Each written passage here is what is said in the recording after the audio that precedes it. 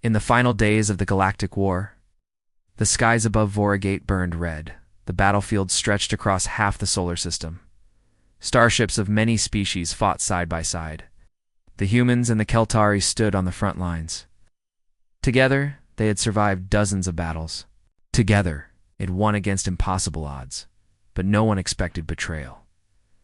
Captain Rourke stood at the command deck of the human warship Resolute. His face was worn. His uniform smelled like smoke and oil.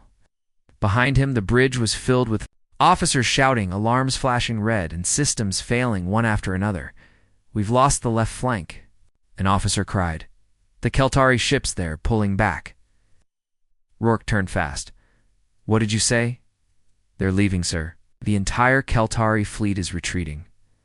Rourke ran to the screen. He saw it with his own eyes. Ships from their closest allies, the proud Keltari, the ones who had sworn an oath to defend Earth, were turning their engines and falling away, just as the enemy fleet. The Scourge changed direction and charged straight for Earth. "No," Rourke whispered. They knew this was coming. Keltari hadn't even fired a final volley. They hadn't warned humanity. They had just left. Silent, cold, calculated, the Resolute shook violently. Another explosion. Another hull breach. "We can't hold them," someone screamed. Rourke gave the final order. "Fall back to the relay gate. Warn Earth. Do it now." Only 7 ships survived the jump. 3 days later, Earth burned. The Scourge arrived with full force. Orbital defenses failed within hours. Cities vanished. The oceans boiled in places. Billions of lives ended in less than a day. Humanity had no time to prepare. The warnings came too late. Keltari had seen it coming and said nothing. They had once called Earth their strongest ally, their honored brothers. Now they were silent. Rourke stood among the ashes of New Sydney. The city was gone. The air was gray with smoke. He walked through streets that no longer had names, stepping over rubble and twisted metal. All around him were the dead. He found her there, his sister. She had stayed behind, refused evacuation. Said she would help protect the hospitals. She never got the chance. He knelt beside her broken body, unable to cry. Something inside him had already died. That night, in the ruins, the survivors gathered. Not in government buildings, those were gone. Not in bunkers, those were filled with the dying.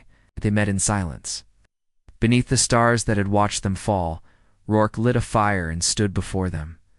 "They called us friends," he said. "They fought beside us. Then, when it mattered most, they left us to die."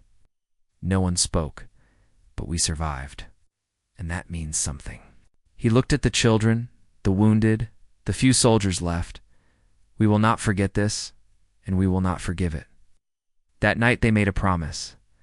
In the weeks that followed, Earth began to rebuild, not openly, not loudly. In secret, underground.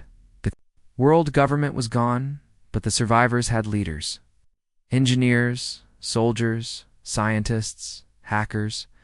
They came together and formed a new group. Not a government, not an army. Something sharper, colder. They called it the Black Flag Pact. Rourke became their voice. He moved from ruin to ruin, finding hidden labs, lost tech, survivors who refused to give up. They found Keltari tech buried in old research stations. They began reverse engineering it, mixing alien tech with Earth's finest weapons. Everything was focused on one goal: vengeance. They knew the Keltari wouldn't expect it. To the rest of the galaxy, Earth was broken. A dead world. A lesson in trusting the wrong people. But Earth was not dead, it was preparing. One day, while scanning wreckage in low orbit, a human salvage ship found a data core. It had Keltari markings. Shouldn't have been there. They brought it to Rourke. It took 3 weeks to crack the encryption. When they finally accessed the message, silence fell in the room. The message was simple: redirect the Scourge toward Sol. They will not survive it. This ends the alliance. It had been sent 3 days before the betrayal, by a Keltari high commander. Proof. Rourke played it again and again. His hands shook. His face turned pale. Not just betrayal, lit was planned, strategic, cold. He sent the message to every surviving human outpost. He made one change. He added 4 words: "We will make them pay." The first attack happened 6 months later, far from Earth, in a quiet sector near the edge of Keltari space. A mining station lost contact. No one thought much of it. Pirate raids were common. Communications failed often. But when the rescue crew arrived, they found the station in pieces. Floors were scorched, doors melted open, all systems disabled, no survivors. Only one thing was left untouched. Spray-painted in black on the command center wall, we remember. The Keltari Council held an emergency meeting. Panic started to grow, but still they denied it. Earth was broken, dead. Some pirates must be using the name. A lie, they said. Just stories. But it had dumbed Earth was alive, angry, focused, and they were just getting started. Rourke stood aboard the hidden flagship Vengeance. Deep in the asteroid field of Kezari Drift, his eyes scanned the stars. Beside him, an AI system spoke. Next target calculated. Military convoy. 3 ships. Minimal defenses. He nodded. Send the fleet. Hundreds of cloaked ships moved like shadows, fast, silent. Deadly, the galaxy had turned its back on Earth now. Oh. Favor one ship, one station, one world at a time. They would tear the Keltari Empire down from within, and no one would see it coming. 6 months had passed since the fall of Earth. To most of the galaxy, humanity was gone. Their cities were dust. Their fleets shattered, their voices silent. But deep beneath the surface of Mars, in tunnels older than most star systems, Earth was preparing. It started with one small group. Survivors, scientists, soldiers, hackers, engineers. They called themselves the Black Flag Pact. There were no uniforms, no ranks, just one shared purpose. Revenge Commander Rourke stood in the war chamber of Outpost Blackline, a hidden base inside Olympus Moms. Holograms floated in the air. Keltari ships. Stations, supply routes. A woman entered behind him. Dr. Yara Mendez, one of the last AI specialists from Earth. They won't believe we're still alive, she said. They don't have to, Rourke replied. They just need to bleed. Yara nodded. She handed him a data chip. Weapon trial is complete. Should see it for yourself. Rourke inserted the chip. Recording played. It showed a prototype weapon compact, silent, with glowing blue energy running through alien cores. It fired. A single pulse. An armored wall turned to dust. It's made from their own tech, Yara said. The Keltari plasma circuits. But enhanced. Faster. Cleaner. Rourke stared at the screen. This changes everything, he whispered. In the lower levels, the pact had started building. They didn't use factories. It's too loud, too easy to track. They built in pieces. In silence. On the move, every engineer worked. From fragments. No one saw the full plan except for the core command. Ships were constructed in secret asteroid fields. Weapons were tested in dark zones, away from satellites and eyes. Old AI cores were reactivated systems that had once been banned by Earth law, but Earth's laws had died with its cities. Now only one law remained: strike first, strike hard, disappear. A message went out coded, hidden in old civilian signals, forgotten frequencies. It was short. To all surviving colonies, Black Flag Pact is active. You are not alone. Across the ruins of human space, survivors began to respond. From the deep mines of Europa, from hidden bunkers under Luna, from drifting stations in asteroid belts, they sent messages back. We hear you. We are ready. Make them pay. Soon after, the Pact launched its second operation. Target, relay node, C-7, a small communication station used by the Keltari to send military orders across there. Outer colonies. The station was lightly guarded. 5 ships, minimal crew. No one expected trouble. At 0300 hours, Pact fleet arrived, 10 cloaked corvettes, silent, fast, within 3 minutes. The station was dark. Human teams boarded. No alarms triggered. No distress calls sent. They moved through the halls like ghosts. Inside the main server room, one soldier placed a small device on the data core. It blinked once. Then it began to download everything. Coordinates, patrol routes, command messages, supply schedules, even Keltari War Council reports. All stolen as the humans left, they placed one final message on the station's beacon. "This is the cost of betrayal," and they vanished. When the Keltar Council received the report, they panicked. They can't be alive. One general shouted, "Perhaps a rebel faction," another said, "A group of pirates using human colors?" But deep down, they were afraid. One admiral said nothing. He had fought beside humans during the war. He had seen their tactics, their fire, their loyalty. He also knew what they were capable of when betrayed. He left the room quietly and sent a private message to his family. "Leave the outer colonies. Now." Back on Mars, Rourke stared at the information stolen from Ceta-7. It showed something unexpected. The Keltar had been working with the Scourge before the war ended. Secret meetings, shared signals, even modified weapons. They didn't just abandon us, Yara said quietly. They fed us to the enemy. Truth was worse than anyone had imagined. Earth had not just been left to die, it had been offered. That night, the Black Flag Pact held its first full council, over 100 survivors. Joined through encrypted channels, some were old fleet commanders, others were scientists. Some were just civilians who had lost everything. They all listened as Rourke spoke. They took our world, our families, our future. But they forgot one thing. He paused, voice steady. They didn't kill our will. A low hum filled the room. From this day on, he continued, we will not run, will not hide. We will strike them from the shadows, burn their supply lines, collapse their trade, shatter their systems one by one. He raised the new human banner. It was black, with a silver crack running through a red star. Let the galaxy know. We are the Black Flag, and the Age of Mercy is over. In the darkness of space, Keltari convoys started vanishing. Their drones failed. Their systems crashed. Their patrols found only wreckage and silence.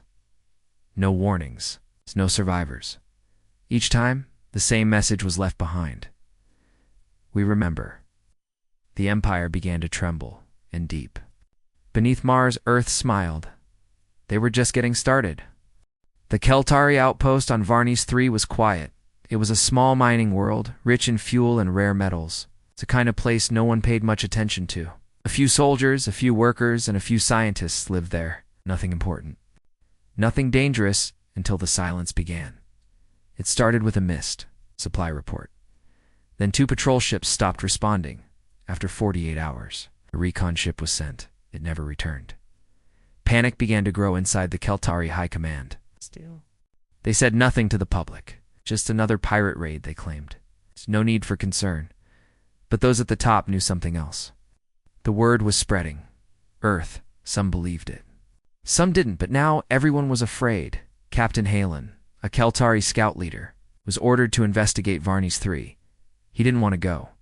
He had fought beside humans during the old war. He remembered their fire, their loyalty, their rage. He had a bad feeling about this mission. Still, he followed orders.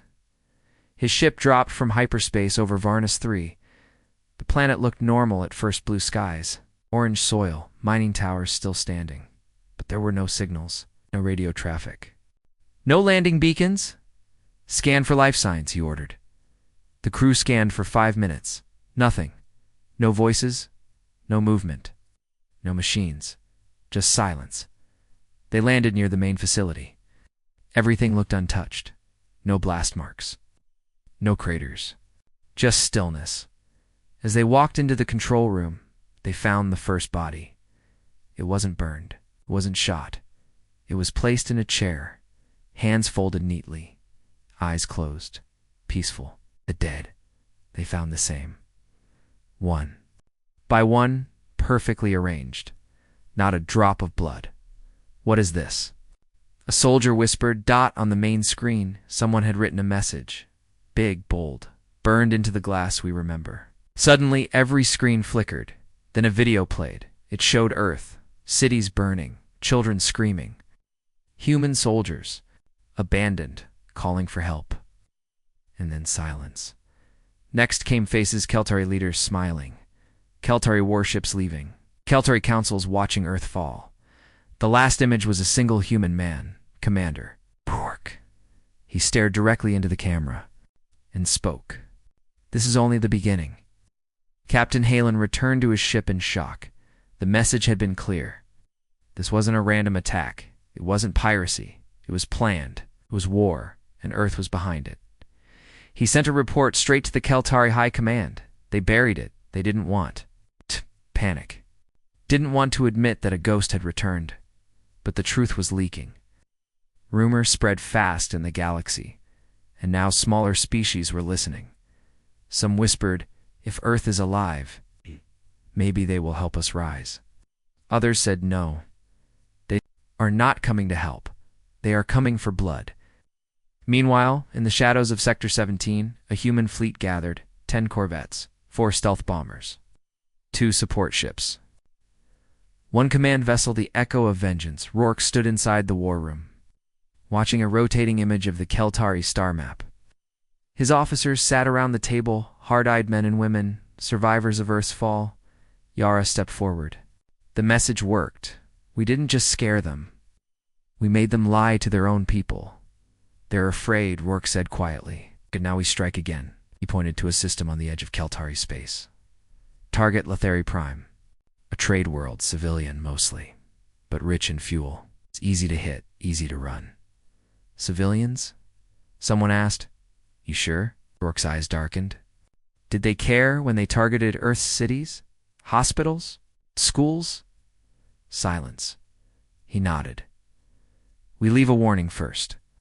Let the innocent run. Then we destroy the fuel cores. They'll feel it in every ship across their empire. Nice. Later, the sky above Lethari Prime turned black. Sirens wailed. The city shook. No army came. No demands. Just a single message broadcast to every screen. Your leaders betrayed Earth. Now your leaders will pay. And the bombing began. Precision. Strikes. No wasted shots. Fuel depots exploded. Power grids shut down. Shipyards melted into ashdot. The humans didn't stay. They vanished into hyperspace before the Keltari fleets could even respond. The whole attack lasted 20 minutes, enough to cripple the entire planet's infrastructure. The people of Lethari screamed in fear, not because of death, but because of how fast it came. Back in the Keltari capital, the Grand Council finally spoke. They stood before the cameras, calm, strong, fake. There is no war, they said. Only scattered rebels.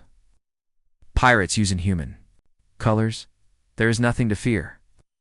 But in the war rooms behind locked doors, they shouted at each other. They have better tech than before. How are they this organized? They were supposed to be dead. The Emperor slammed his fists down. Enough. If Earth wants war, they will have it. Prepare the fleets. But it was too late. The first crack had formed. The people didn't trust their leaders anymore. The soldiers whispered. The smaller species began to question, and far away, deep in a hidden base on Titan, Rourke watched the chaos unfold. He smiled. The cracks are showing, he said. Next. We break the walls.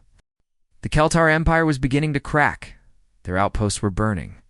Their convoys were disappearing. Their citizens were asking questions their leaders couldn't answer. And still, Earth said nothing. No demands. No negotiations. No peace offers. Just silence and fire. But deep in the Saturn system, beneath the frozen clouds of Titan, the real plan was taking shape.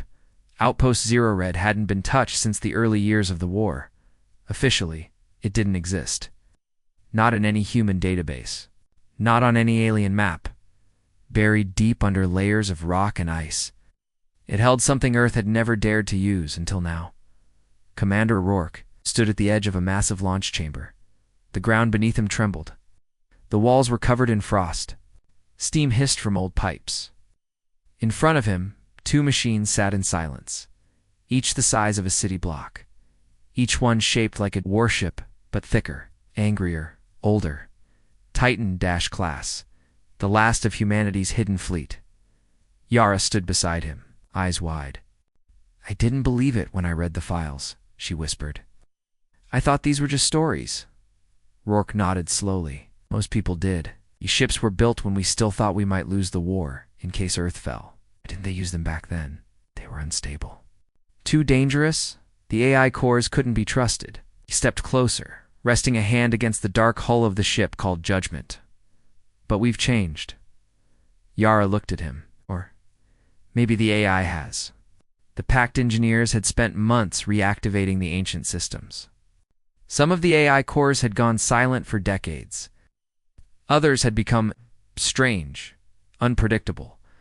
But now, with Earth on the edge, Rourke had given the final order. Wake them. And so the engineers worked in silence. Rebuilt the neural links, paired the memory bridges, restored the logic cores. One by one, the ship's systems blinked to life. At first, just lights, then sounds, then voices, low, mechanical, cold, designation, judgment, status, reawakening. Core directive: protect Earth, destroy betrayers. The engineers backed away. Yara stared at the screen. It remembers. Across the galaxy, Keltari intelligence picked up strange energy readings from Titan. Massive, old, familiar, but they had no idea what it was. Their spies sent warnings. Their scientists issued reports, but the Council ignored them. They were too busy trying to cover up the attacks. Too busy lying to their people. Too scared to admit Earth was winning. And then, something terrifying happened. The Judgment rose from Titan's surface. It lifted slowly, massive engines humming through the clouds. Plasma shields came online. Gravity weapons warmed up. Above the ship, a message was transmitted, sent across every major Keltari frequency. "We are still here." Then another ship appeared beside it. The Echo of Wrath. I had been offline for 31 years now. It was angry. Together, the two Titan-class warships disappeared into deep space. Their destination, Orvon, Nin, a high-level Keltari command world. 3 days later, the skies over Orvon, Nin turned red. The Keltari defense grid activated, but it was useless. The Titan-class ships dropped from warp. Their weapons fired before alarms could even sound. No targeting systems, no warnings. Devastation. Their gravity cannons tore buildings from the surface. Their EMP blasts fried every circuit. Their AI-guided drones landed across the planet hunting Keltari officers with silent precision. The planet surrendered within 20 minutes, but the humans didn't stay. They took only one thing: a single Keltari general. And they left behind a single message. "This is the judgment of Earth. You should have stood with us." The captured general was taken to Titan. He was kept alive, treated well, even offered food. But he was shown the truth. Footage of Earth's fall. Footage of the betrayal orders. Footage of his own council's lies. Then Rourke entered the room. The general stood, defiant. "What? What do you want?" Rourke stared at him, calm and cold. "I want you to deliver a message to who?" "To your emperor. Tell him Earth remembers, and now the ghosts are awake." Back in Keltari space, the Empire was falling apart.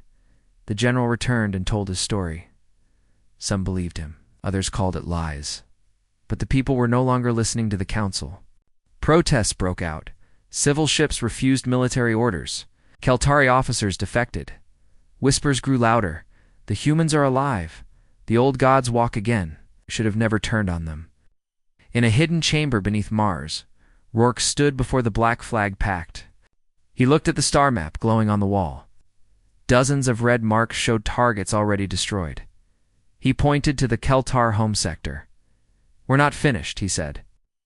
"They haven't felt real fear yet." Yara leaned forward. "What's next?" Rourke smiled. "Next, we burn their throne." Skyreach Citadel was more than just a fortress. It was the pride of the Keltari Empire. A massive ring station hanging above their capital world, protected by 3 layers of shields, 2 fleets, nearly 1,000 defense drones. No enemy had ever come close. No attack had ever reached its walls to the galaxy. Skyreach was untouchable, but Earth didn't believe in untouchable anymore. Rourke stood inside a dark warship, deep within a stolen Keltar cargo hauler. His face was calm, but his hands were tight. "This is the one," he said quietly. Yara nodded. "Everything points here.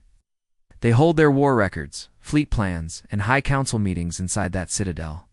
We take it down," Rourke said, "and we show them they're not gods." 12 humans stood in front of him, soldiers, hackers, saboteurs, all wearing stolen Keltari armor, all ready to die. Rourke looked at each of them. "You know what this mission means? No rescue. No turning back." No one moved. He smiled. "Good. Let's break their heart." The plan was insane. Even their own people had doubted it. But the Black Flag Pact had spent months studying the Citadel's patrols, its cycles, its blind spots. They had found one weakness, one vent shaft. 10 seconds of shield drop, it's 1 moment to slip through. That's all they needed. The cargo ship entered Skyreach under a false ID. The Keltari didn't even scan it. They were used to trusting their own supply chains. They never imagined Earth had stolen their uniforms, their codes, their voice prints. Inside, the human team moved fast. Silent Yora split off with 2 techs and reached the shield control tower they only had 5 minutes before. The system noticed them. Sweat dripped from her face. Bypassing firewall. Almost there. ... Down in the reactor bay, Rourke placed a cold core bomb beside the Citadel's main energy crystal. His hands didn't shake. He placed a second one, and a third. Then he turned to the Eltari officer tied to a chair. "Tell your masters," he said. "We could have killed thousands, but this time, we only want the message to be heard." Then he left. Back at the shield tower, Yara finished her work. The shields flickered, dropped, just for 5 seconds. That was enough. In orbit, Judgment and Echo of Wrath dropped from warp. They didn't fire missiles. They didn't send fighters. They dropped payloads. Massive, slow-falling tungsten rods, heated white-hot by friction. Skyreach shook. The explosions began. Parts of the Citadel cracked. Open. Metal bent. Fires erupted. Whole levels were thrown into space. But inside, the human team had already vanished, sucked out through the emergency escape shafts and picked up by a cloaked ship. The Keltari watched their pride fall from the sky. Half of Skyreach burned. Entire council chambers were gone. The defense grid failed. The Emperor survived, but barely. He stood in silence as reports came in. Unknown intruders. Sabotage from within. Earth weapons detected. The Emperor gritted his teeth. "Send a message to every system," he growled. "Earth is alive. Earth is at war. All fleets to battle readiness. All colonies. To lock down, I want every human hunted." But it was too late. Skyreach had fallen, and now the galaxy had seen it. Across hundreds of systems, the message spread like fire. Skyreach Citadel has been hit. Earth forces walk through their defenses. The Empire is not safe. Species once loyal to the Keltari began to question everything. Small rebellions broke out. Minor worlds declared neutrality. Some even sent secret messages to Earth. "We're not your enemy. Let us live." On Mars, Rourke stood watching the footage of Skyreach collapsing. He didn't smile. He didn't speak. He just stared. Yara stepped beside him. "We hit them harder than they ever thought possible." "Not hard enough," Rourke said softly. "Not yet." She looked at him. "What now?" Rourke turned toward the star map. "Where?" One system glowed, red, the Keltari throne world. He tapped it once. Now he said, "We go for the throat." The human warship Judgment floated silently above the gas giant Altherian Prime. Below, surrounded by swirling storms of yellow and red, spun the enemy's home system capital of the once glorious Arkellan Empire around the planet's space. It was quiet. Too quiet. No defense fleets, no satellites, no warnings. Commander Ria Torres stood at the bridge, hands behind her back. Eyes locked on the vast emptiness ahead. "This feels wrong," she whispered.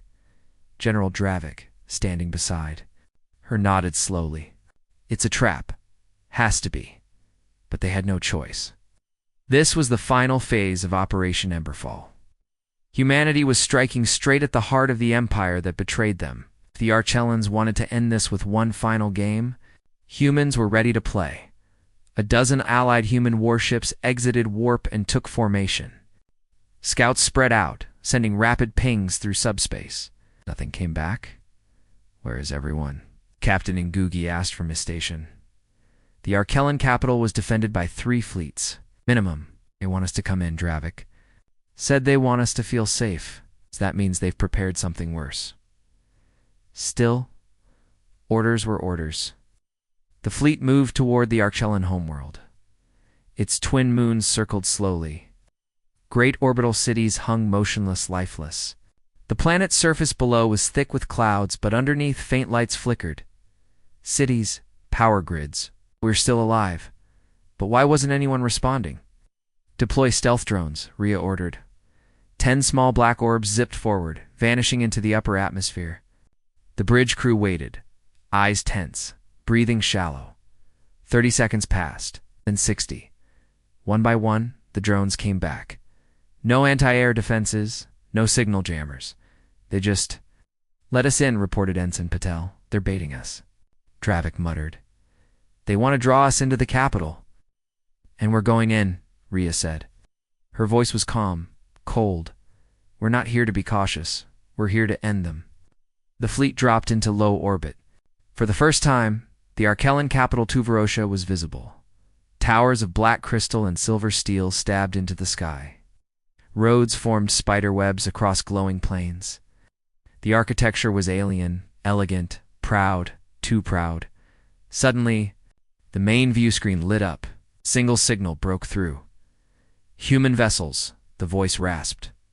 It was old, arrogant. "You've come far. You've broken our fleets, burned our colonies, killed our admirals. But you're still too late." "Who is this?" Ria asked. "I am High Lord Telkar," final voice of the Arkellan High Court. "I speak from beneath Tavoresh, from the heart of the Empire." The screen shifted. Now, the interior of a vast chamber appeared. Dark. Ancient. Arkellan nobles stood in a ring, surrounding a pulsating orb of dark energy. "This is the core of memory," Telkar said. "It stores every life, every soul, every triumph of our people. If you set foot on our world, we will burn it all. Every record, every ancestor, every thought. Gone. You may kill us, but you'll never conquer us." The screen went black. Silence then. The judgment shook.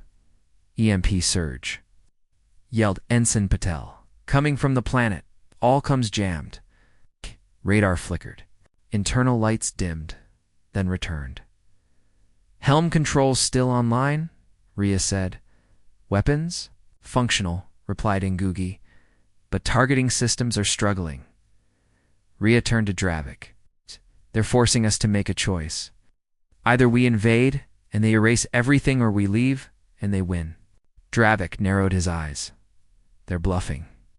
Or they're not," Ria said. "Either way, we're going down." She gave the order. Dropships launched from every warship. Thousands of human soldiers in powered armor stormed through. The skies descending into the enemy's most sacred city. As they neared the surface, things got worse. Automated cannons hidden in towers came online. Beams of energy shot into the air. Dropships exploded mid-flight, but most made it through. Human troops landed on alien streets, opening fire on defenders who emerged from hidden bunkers. The battle was chaos. But it was controlled chaos human. Tactics were sharper, faster. Squad leaders used IO-assisted helmets to mark hostiles and route commands. Its plasma shields absorbed Arkellan shots. Then, deep beneath the capital, A small strike team led by Rhea and Dravik entered the heart chamber. It was worse than they imagined. The core of memory pulsed with eerie light, suspended by chains of glowing metal. Around it stood 20 robed Archellan nobles, each with a hand resting on ancient control pillars. "You cannot stop it," Telkar whispered. "One more signal, and the core burns." "No," Rhea said. "You want us to stop you? Us to fear your silence more than your power." Telkar's expression didn't change. Dravik stepped forward. "We're not here to conquer your past. We're here to rewrite our future." And then something strange happened. One of the Archellan nobles and elder, Fimo, stepped back from the control pillar. "I will not join this," she said in a low voice. "We made the mistake. We betrayed the humans when we had no reason. Now, we pay the price. But not with fire. Not with erasure." Telkar turned to her in shock. "You disgrace," but it was too late. The control pillar dimmed. The other nobles looked uncertain. Rhea moved quickly. Her strike team surrounded. The chamber, guns raised, hands steady.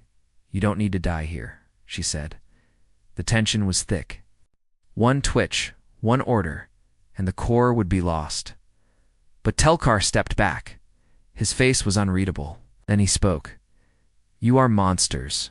"No," Rhea said. "You made us monsters. And now we decide who we become next." The chamber lights dimmed outside. Human troops secured the capital. The Archellan Empire had fallen, but the real war, the war of memory, identity and rebuilding, was only just beginning, and Earth held the winning hand. Smoke rose from the burning cities of Caltran, the capital world of the Delvani Empire. Once filled with shining towers and peaceful skies, now it looked like a broken memory. The humans had arrived, and this time they were not diplomats. Came in silence, with ships shaped like weapons and hearts filled with fury. Commander Sora of the 9th Terran Fleet stood at the command bridge of the Vindicator. His face was cold, his eyes locked on the screen that showed the enemy homeworld. Below, around him, other Terran ships floated in formation, thousands of them, silent, waiting. He pressed a button. "All ships stand by foreground assault. No mercy, no retreat." "This is justice," Sora said. His voice echoed across the fleet. Years ago, the Delvani had been Earth's closest ally. Together, they had fought side by side in the Zarn Wars. Humans had trusted them, shared weapons, strategies, even defense codes. But during the final battle, the Delvani turned. They shut down Earth's defenses remotely, and they left Terran soldiers to die while they made peace with the Zarn. Billions of humans perished. Now, it was Earth's turn. Captain Naira of the Delvani Home Defense watched the Terran fleet approach from orbit. Her hands shook. Her command center was in chaos. Screens flashed warnings. Ground batteries had failed. The orbital defense ring was gone, her admirals argued. Her generals panicked. How did they build this many warships? Someone whispered. Nara had no answer. No one did. The Terrans had disappeared after the betrayal. Most thought they were broken. Some believed they had gone extinct. But in truth, they had been building. In silence, in dark space, on secret worlds. With fury, a message came in from orbit. "This is Commander Sora of the United Terran Command. You turned on us. You left our people to burn. Now we return your kindness." The signal cut. Before Naira could reply, the sky outside turned bright, then red. Orbital strikes rained down on Delvani military bases. Precision. No civilian targets. But no forgiveness. On the planet's surface, Terran drop pods landed like falling stars. Massive war mechs stomped out of them, followed by human soldiers in black armor. Their movements were calm, controlled, practiced. These were not warriors. Seeking chaos? These were hunters finishing a task. In the city of Ventar, young Delvani, Officer Drex, tried to rally a squad. "They'll stop eventually," he shouted. "This is just a show of strength." But then a human soldier walked through fire and took down his entire barricade, alone, using only a plasma blade in 2 seconds of silence. No words, No mercy. Just skill. Panic spread. Terran fighters moved through the cities, disabling comms, seizing weapons caches, and targeting Delvani command points. Their drones filled the sky, scanning, watching, guiding. It was not an invasion, it was a message. Deep underground, the Delvani Emperor watched the battle unfold. His advisors screamed for retreat, surrender, negotiation. But he knew, no words would stop this. The humans had changed. Sora entered the chamber of Caltron's High Defense Center at the end of the second day. He was covered in ash, but uninjured. The guards didn't fight. They just stepped aside. The Emperor stood. "You could destroy everything," he said. Sora stared at him. "We could, but that would be mercy." The Emperor lowered his eyes.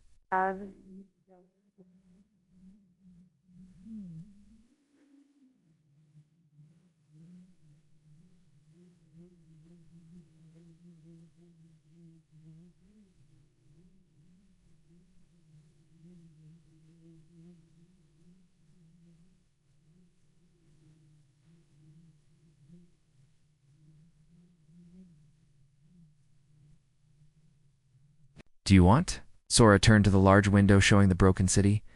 "We want you to live. And remember." He dropped a black box on the floor. A data core. Inside were images, pictures of Earth's fallen cities, children under rubble, frozen space stations, mass graves. All caused by the Delvani betrayal. "You will see their faces," Sora said.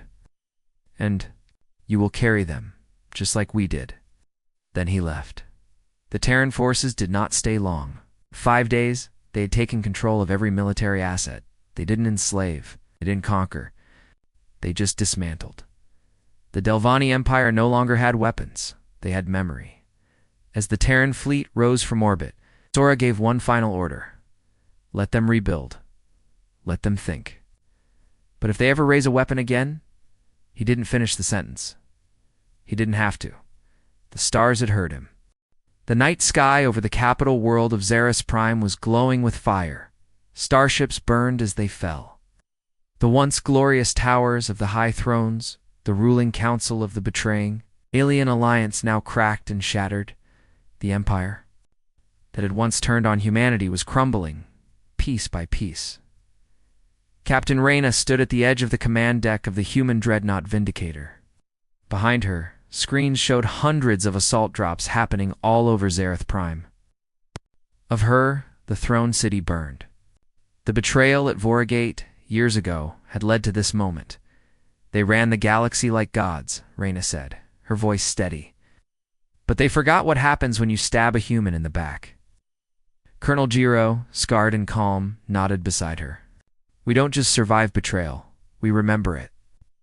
And we answer it completely." The human fleet had torn through the outer defenses in a matter of hours. Once the orbital shield collapsed, Earth's forces rained down with surgical precision.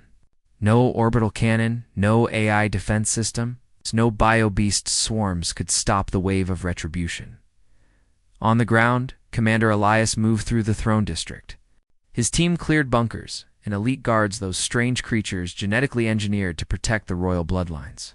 None survived. The humans didn't want prisoners anymore.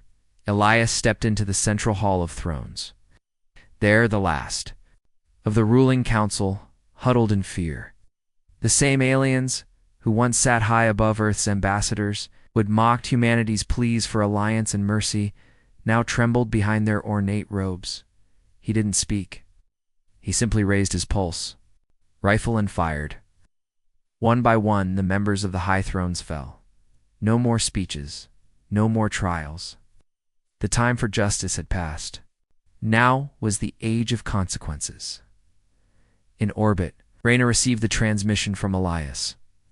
Hall secured. The message read. She gave the order without blinking.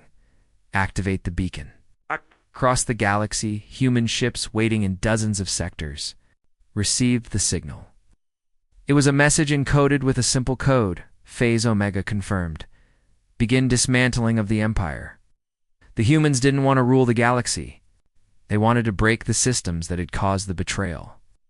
Every slave system, every prison moon. Every genetic cast tower that kept weaker species under control, all of it had to fall, even as Zareth Prime burned. Resistant cells made up of aliens once ruled by the High Thrones rose in celebration. Humanity had done what none of them could: bring down the heart of the Empire. Now, across the stars, fires of freedom began to rise. Elias looked out the broken window of the throne chamber. "We came not as conquerors," he whispered, "but as the final storm." Reyna, watching from orbit, gave her final command: "Leave nothing behind that can rise again." This was never revenged, was a reset. And as the last throne tower collapsed and the black banners of Earth were raised, one truth echoed through every star system: humanity never forgets. And this time, it made sure the galaxy would never forget either.